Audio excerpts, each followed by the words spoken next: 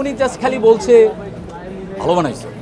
যেদিন আমি ডিসিশন নিয়েছি ফিল্ম মেকিং করবো সেই দিনই আমি আসলে চ্যালেঞ্জটা আমি হাতে নিয়ে নিছি। মোশাররফের একটা ডায়লগ আছে না, যে কয়দিন ধরে আসলে বুঝতে পারতেছি না যে কোনটা ঠিক আর কোনটা বেঠিক। এখনও তো দেখতে পাচ্ছি না, এখন শুধুমাত্র আপনাদেরকে দেখতে পাচ্ছি।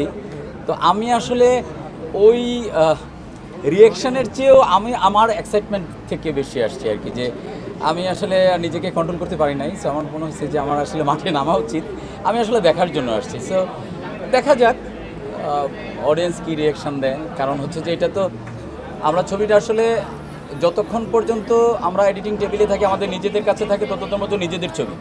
যখন এটা থিয়েটারে চলে আসে তখন আর নিজেদের ছবি থাকে না, তখন এটা হয়ে যায় জনগণের ছবি, পাবলিকের ছবি। এখন তো এটা পাবলিক প্রপার্টি হয়ে গেছে। এইটা আমার নিজেরও, আমি তো ধরেন পুরো প্রসেসটার মধ্যে আমি ছিলাম, তখন আসলে এইভাবে কখনো দেখা হয় নাই, বিচ্ছিন্ন বিচ্ছিন্নভাবে দেখা বা একদম ক্রিয়েটিভ সেটে দেখা। আমি লাস্ট ওই শোটাই আমি অডিয়েন্স হিসেবে দেখছি।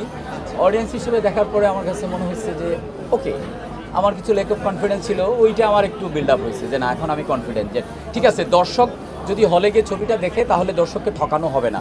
কারণ একজন দর্শক যখন হলে ছবি দেখতে আসেন অনেক প্রিপারেশন থাকে, টাইম থাকে, টাকা পয়সা ইনভেস্টমেন্ট থাকে, মানে আরও অনেক কিছু। সো ওই জায়গা থেকে আমার মনে হয় দর্শককে ঠকানো হবে না। ওইটা তো ইনস্ট্যান্ট উনি বলে নাই, উনি জাস্ট খালি বলছে ভালো বানাইছো।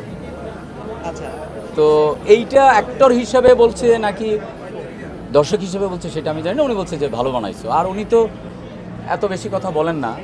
সো আচ্ছা, আপনার যে ভাই ব্রাদাররা আছে তাদের রেসপন্সটা কেমন ছিল প্রিমিয়ারের পরে? এখন দেখেন, এইটা আসলে প্রিমিয়ার এই স্পেশাল স্ক্রিনিংয়ে যেটা হয় কি, যে সবাই এক ধরনের ডিপ্লোমেসি নেয়, মানে কেউ আসলে মানে দুর্বলতাগুলো ওইভাবে বলে না, দু একজন ছাড়া। আমি বলে দিই, এখন ওই রেসপন্স দিয়ে আসলে কিছু ম্যাটার করে না। আমার কাছে মনে হয় যে অডিয়েন্সের যে রিয়াকশানটা, রেসপন্সটা, এইটাই হচ্ছে রিয়াল। কারণ ছবিটা তো দিন শেষেই পার্টিকুলার কয়েকজন মানুষের জন্য না, ছবিটা তো আসলে জনগণের জন্য, দর্শকের জন্য। সো ওনারা যে রিয়াকশানটা দেবেন এটাই হচ্ছে রিয়াল। শুরু থেকে স্ট্র্যাটেজি আমাদের এটাই ছিল যে আমরা ওই রকম র্যান্ডম বা অ্যাগ্রেসিভ কোনো ক্যাম্পেইন করে আমরা পারবো না। সো আমাদের টাকা পয়সা, সেই সাপোর্ট, আমার এটা প্রথম ছবি, আমার যে কো প্রডিউসার তারও প্রথম ছবি, উনিও নাই, আমি একা। আমার যে টিমের লোকজন ছিল ম্যাক্সিমামই অসুস্থ হয়ে গেছে, সরি। সো ওই জায়গা থেকে আমি এটা ছেড়ে দিচ্ছি যে ঠিক আছে, দর্শক দেখলে যদি ভালো লাগে, এরকম অনেক অনেক ছবি আছে, অনেক ঘটনা আছে যে ছবি দেখে ওয়ার্ড অফ মাউথ হয়েছে। আপনি যদি বর্ণার কথা চিন্তা করেন, আপনি যদি মনপুরার কথা চিন্তা করেন, মানুষে দেখে ভালো লাগছে। আর যদি ভালো না লাগে, কন্টেন্টের যদি পাওয়ার না থাকে, কন্টেন্ট যদি অডিয়েন্সের সাথে কানেকশান তৈরি না করতে পারে, জার্নি যদি কানেকশান তৈরি না করতে পারে, তাহলে আমি যাই বলি না কেন কোনো লাভ নাই। আমি যদি চাপ বোধ করতাম তাহলে এটাতেই করতাম। ধরেন এইটা নিয়ে হল সিলেকশন বা নানান কিছু নিয়ে আমাদের প্রমোশন কম হচ্ছে, অনুদানের ছবি, নাটকের ডিরেক্টর, এইসব নিয়ে নানান ধরনের কথা হচ্ছে।